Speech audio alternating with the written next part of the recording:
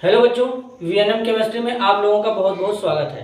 तो आज हम लोग बात करेंगे हाइड्रोजन के पोजीशन के ऊपर कि पीरियोडिक टेबल में हाइड्रोजन का पोजीशन क्या है तो फिक्स है कि नहीं है, इसके ऊपर बात करेंगे और देखेंगे कि किसके किसके साथ हाइड्रोजन सिमिलरिटी शो करता है, जिसके कारण उसका पोजीशन पीरियोडिक टेबल में रखने में या बनाने में बड़ा प्रॉब्लम क्रिएट हुआ।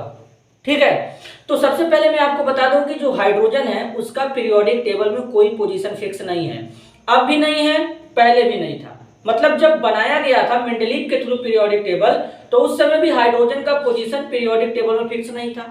अभी जो मॉडर्न पीरियोडिक टेबल हेनरी मोजले के थ्रू बनाया गया उसमें भी फिक्स नहीं है। तो आज उसी के बारे में डिटेल में समझेंगे कि ऐसा क्या क्या रीजन था, क्या क्या प्रॉब्लम था जिसके कारण पीरियोडिक टेबल में हाइड्रोजन का पोजीशन फिक्स नहीं है। तो बेसिकली जो हाइड्रोजन है ये फर्स्ट एलिमेंट है हमारे पीरियोडिक टेबल का, लेकिन इसका पोजीशन अभी भी पीरियोडिक टेबल में फिक्स नहीं है, चाहे वो मेंडलीव का पीरियोडिक टेबल हो या मॉडर्न पीरियोडिक टेबल हो। अब इसके कुछ रीजन है, उस रीजन को हम लोग समझेंगे। तो ऐसा इसलिए होता है क्योंकि जो हाइड्रोजन होता है बेसिकली एल्कली मेटल, जो कि ग्रुप नंबर फर्स्ट से बिलोंग करते हैं, और ग्रुप नंबर 17 के जो एलिमेंट होते हैं हैलोजन, इन दोनों के साथ में ही सिमिलरिटी शो करता है हाइड्रोजन। सबसे बड़ा रीजन ये है।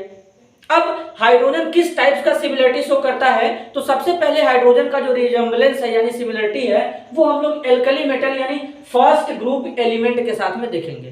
ठीक है, तो अब जरा एक एक बात को डिटेल में समझेंगे। पहला सिमिलरिटी ये है कि इलेक्ट्रॉनिक कॉन्फ़िगरेशन, जैसे कि हमारे एल्कली मेटल का electronic configuration, general outer shell का इलेक्ट्रॉनिक कॉन्फ़िगरेशन बात करेंगे, जैसे लिथियम का 2s1 है, सोडियम का 3s1 है, पोटेशियम का 4s1 है, रुबिडियम का 5s1 है। उसी तरीके से हाइड्रोजन का भी अगर आप देखेंगे तो 1s1 है। तो मतलब इलेक्ट्रॉनिक कॉन्फ़िगरेशन मैच कर गया, ये पहला रीजन है।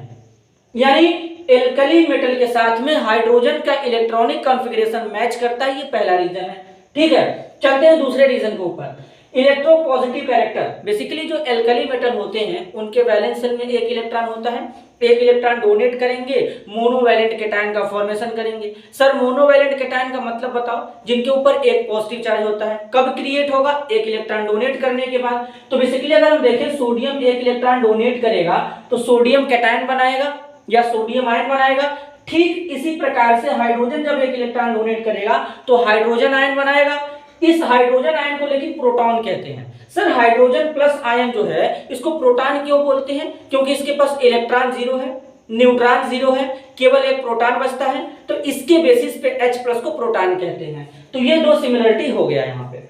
ठीक है, अब मैंने यहाँ पर overall general electronic configuration NS1 में डाल दिया है। N का मतलब 1 2 3 4 5 ऐसे चलता जाएगा। ठीक है, अब आगे चलते हैं। अब यहाँ पे बात करेंगे ऑक्सीडेशन नंबर। बेसिकली जो एल्कली मेटल होते हैं इनका ऑक्सीडेशन नंबर कितना होता है? इनका ऑक्सीडेशन नंबर जो होता है वो +1 होता है। ठीक है, अब कैसे +1 होता है? बेसिकली जो एल्कली मेटल है अगर ये एक इलेक्ट्रॉन डोनेट करेंगे तो इनके ऊपर एक का पॉजिटिव चार्ज आएगा।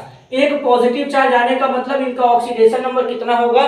+1 होगा। तो ठीक इसी प्रकार अगर हम देखें तो हाइड्रोजन जब एक इलेक्ट्रॉन डोनेट कर रहा है तो इसके ऊपर एक पॉजिटिव चार्ज आ रहा है, तो इसका भी एल्कली मेटल के जैसा ऑक्सीडेशन नंबर है, तो ये भी +1 शो कर देगा। ठीक इसी तरीके से तो यहाँ पर NaCl से ब्रेक करके Na+ में जाएगा, HCl से ब्रेक कर देंगे +1 में जाएगा। तो जितना चार्ज उतना ऑक्सीडेशन नंबर। तो ये तीसरा पॉइंट हो गया जो कि मैच कर गया एल्कली मेटल के साथ में। अब बात करते हैं चौथे पॉइंट के ऊपर, रिएक्शन विथ नॉन मेटल या इलेक्ट्रोनेगेटिव एलिमेंट। ये जो सिंबल बना है इसको काई कहते हैं। काई बेसिकली इलेक्ट्रोनेगेटिव एलिमेंट का सिंबल होता है। अगर हम हाइड्रोजन का रिएक्शन ऑक्सीजन के साथ कराएंगे तो वाटर बनेगा। ठीक इसी तरीके से एल्कली मेटल अगर सोडियम के मतलब ऑक्सीजन के साथ रिएक्ट करेगा तो उसका ऑक्साइड बनेगा। तो अगर सोडियम ऑक्सीजन के साथ रिएक्ट करेगा सोडियम ऑक्साइड, और अगर पोटेशियम रिएक्ट किया तो पोटेशियम ऑक्साइड बनेगा। तो ठीक इसी प्रकार से हाइड्रोजन रिएक्ट करेगा तो पानी यानी H2O बना लेगा। ठीक है, अगर रही बात सल्फर की, तो सल्फर का रिएक्शन अगर सोडियम के साथ कराएंगे तो सोडियम सल्फाइड बनेगा, पोटेशियम के साथ कराएंगे पोटेशियम सल्फाइड बनेगा। तो ठीक इसी तरीके से जब हाइड्रोजन सल्फर के साथ रिएक्ट करेगा तो हाइड्रोजन सल्फाइड बनाएगा। देखो मतलब कितना सारा सिमिलरिटी शो हो रहा है। एक जैसे कंपाउंड बना रहे हैं, एक जैसे इलेक्ट्रॉनिक कॉन्फ़िगरेशन रख रहे हैं, एक जैसे कैटायन बना रहे हैं, ये सब इनका प्रॉपर्टी है। आगे लिबरेशन एट कैथोड। अब मान लो हम एल्कली मेटल का कोई कंपाउंड लेते हैं, जैसे कि कॉमन साल्ट NaCl लेते हैं। NaCl का जब इलेक्ट्रोलिसिस कराएंगे तो हमारा कैथोड पर सोडियम मिलेगा, एनोड पे क्लोरीन गैस मिलेगा। तो ठीक इसी प्रकार से अगर हम हाइड्रोक्लोरिक एसिड लें, इसका जब हम इलेक्ट्रोलिसिस कराएंगे तो हमारा हाइड्रोजन कहां पे मिलेगा, कैथोड पे मिलेगा, और क्लोरीन कहां पे मिलेगा, एनोड पे मिलेगा। ठीक इसी तरीके से मिल रहा है। कैथोड का मतलब जहां पे रिडक्शन होता है, एनोड का मतलब जहां पे ऑक्सीडेशन होता है। तो ठीक इसी तरीके से ये प्रॉपर्टी हो जाएगा। देन जो लास्ट प्रॉपर्टी है, अगर हम देखें तो जो एल्कली मेटल होते हैं वो रिड्यूसिंग नेचर के होते हैं, दूसरे को रिड्यूस कर देते हैं। तो ठीक इसी तरीके से हाइड्रोजन भी रिड्यूसिंग नेचर का होता है। अगर हम देखें तो हाइड्रोजन यहां से ऑक्सीजन उड़ा ले जाएगा, CuO को Cu में कन्वर्ट कर देगा। इस CuO में जो कॉपर है वो +2 ऑक्सीडेशन स्टेट में है, और +2 से यहां पे 0 में चल गया तो रिड्यूस हो गया। तो इसी तरीके से हाइड्रोजन यहां पे रिड्यूसिंग प्रॉपर्टी शो करता है लाइक एल्कली मेटल। तो इस तरीके से हाइड्रोजन एल्कली मेटल के साथ में इस प्रकार का सिमिलरिटी शो करता है। देन इसी तरीके से हैलोजन भी करेंगे, तो हम लोग हैलोजन का भी सिमिलरिटी अभी देख लेते हैं। तो पोजीशन ऑफ हाइड्रोजन हमारा कंप्लीट हो जाएगा। तब तक तुम लोग इसका स्क्रीनशॉट ले लो। तो अब हम बात करेंगे कि कैसे हाइड्रोजन हैलोजन के साथ में रिजेम्बलेंस यानी सिमिलरिटी शो करता है। तो चलिए फिर से देखते हैं। बेसिकली अगर पहले इलेक्ट्रॉनिक कॉन्फ़िगरेशन से स्टार्ट करें तो हैलोजन का इलेक्ट्रॉनिक कॉन्फ़िगरेशन जनरल वाला होता है NH2NP5। बेसिकली जो हैलोजन होते हैं वो पीरियोडिक टेबल में ग्रुप नंबर 17 से बिलोंग करते हैं। उनको X से रिप्रेजेंट करते हैं। X इक्वल टू होता है फ्लोरीन, क्लोरीन, ब्रोमीन, आयोडीन, एस्टेटिन, और एस्टेटिन अपना रेडियो एक्टिव एलिमेंट होता है। ठीक है, तो इनका जनरल इलेक्ट्रॉनिक कॉन्फ़िगरेशन होता है NH2NP5। अब हाइड्रोजन का होता है 1s1। तो कैसे सिमिलरिटी हुआ? बेसिकली हैलोजन के वैलेंस शेल में 7 इलेक्ट्रॉन होते हैं। ऑक्टेट कंप्लीट करने के लिए एक चाहिए, जिससे वो इनर्ट गैस को फाइंड आउट कर लेते हैं या उनके जैसा इलेक्ट्रॉनिक कॉन्फ़िगरेशन रख लेते हैं एक इलेक्ट्रॉन गेन करने के बाद। तो अगर हम देखें हाइड्रोजन का जब 1s1 है तो एक ही इलेक्ट्रॉन तो हीलियम से अगर कंपेयर करेंगे तो कम है। अगर एक इलेक्ट्रॉन गेन करे तो हीलियम के जैसा इलेक्ट्रॉनिक कॉन्फ़िगरेशन दिखा सकता है अपना हाइड्रोजन। तो इसी तरीके से हैलोजन में जैसे फ्लोरीन है, इसके वैलेंस शेल में 2p5, यहाँ पर 2p5 है, और यहाँ पे NH2 यानी 2s2 2p5 होगा, मतलब 7 है। अगर एक इलेक्ट्रॉन लिया तो 2p6 यानी नियॉन के जैसा चला जाएगा। क्लोरीन में 3p5, अगर एक इलेक्ट्रॉन कम है अगर लिया तो आर्गन के जैसा रख लेगा 3p6। तो इस तरीके से यह हाइड्रोजन हैलोजन के साथ इलेक्ट्रॉनिक कॉन्फ़िगरेशन भी सिमिलरिटी रखता है, शो करता है। ठीक है, इलेक्ट्रोनेगेटिव कैरेक्टर देखते हैं।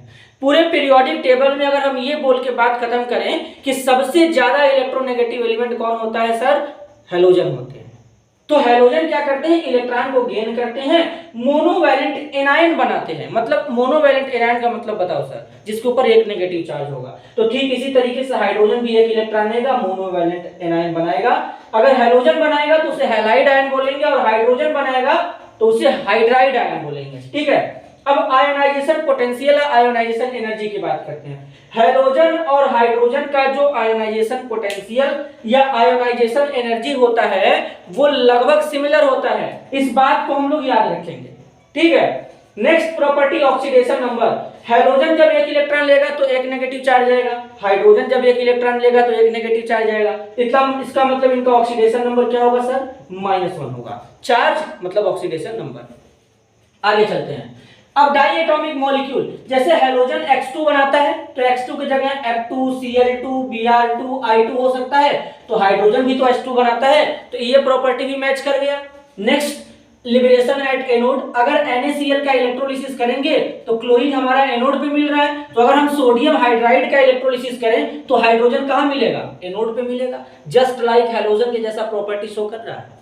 अगर हम रिएक्शन देखें हाईली रिएक्टिव या हाईली इलेक्ट्रोपॉजिटिव मेटल के साथ, तो जैसे हमारे एल्कली मेटल जो होते हैं वो बहुत ज्यादा इलेक्ट्रोपॉजिटिव नेचर के होते हैं। इलेक्ट्रोपॉजिटिव नेचर का मतलब बताओ सर, जो जितना इजीली इलेक्ट्रॉन डोनेट करेगा उतना अच्छा मेटल होता है, जो कि एल्कली मेटल के पास ये प्रॉपर्टी होता है।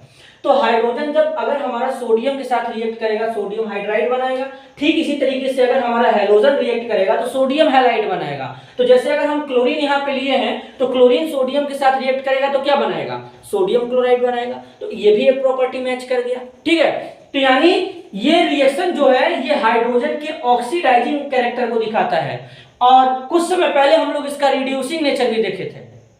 तो इस तरीके से ये शो करता है। अब हाइड्रोजन क्या करता है, कोवेलेंट कंपाउंड का फॉर्मेशन करता है।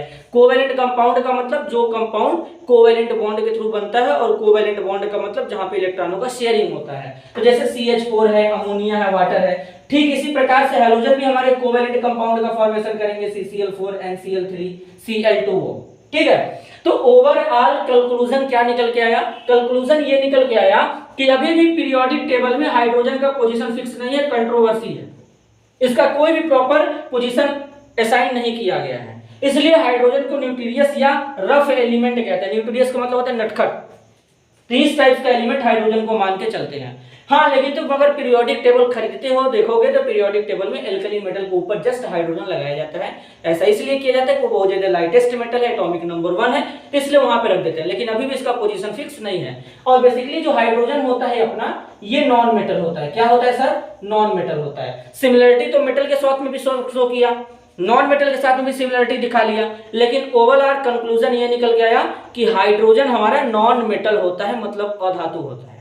ठीक है, तो इस तरीके से हाइड्रोजन का पोजीशन हम लोगों को क्लियर हो चुका होगा, कंप्लीट भी हो गया। अब हम लोग कल बात करेंगे आइसोटोप्स ऑफ हाइड्रोजन के बारे में। तो अगर आपको वीडियो पसंद आया तो वीडियो को लाइक, चैनल को सब्सक्राइब करें।